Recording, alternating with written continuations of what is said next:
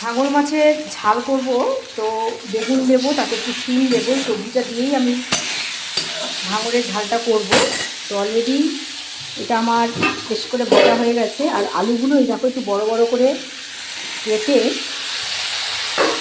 আমি এগুলোকে একটু হালকা প্রেসারে ভাপিয়ে রেখেছি। তো এই শিম আর বেগুনের সঙ্গে এগুলোকেও আমি একটু আলুগুলোকে একটু আমি নেড়ে নিই।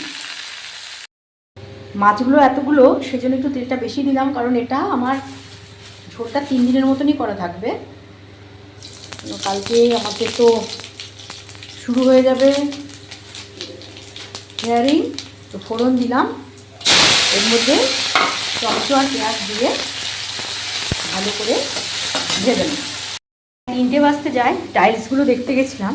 তো এর মধ্যে রসুন, আদা বাটা, ধনে পাতা সব একসঙ্গে আছে, সবগুলো একসঙ্গেই আমি দিয়ে দিই। এর মধ্যে দিয়ে দিয়েছি নুন।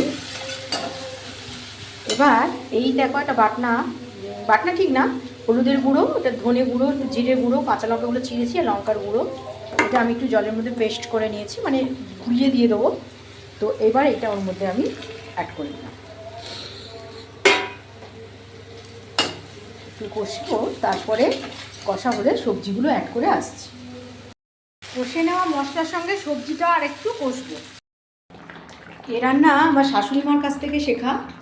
তো মা এর মধ্যে একটু বড়ি দিতেন, আমি যেটা দিইনি আজকে। তো মা এর মধ্যে বড়ি দিতেন এবং শীতকালে আর একটু কড়াইশুঁটিও দিয়ে দিতেন মা।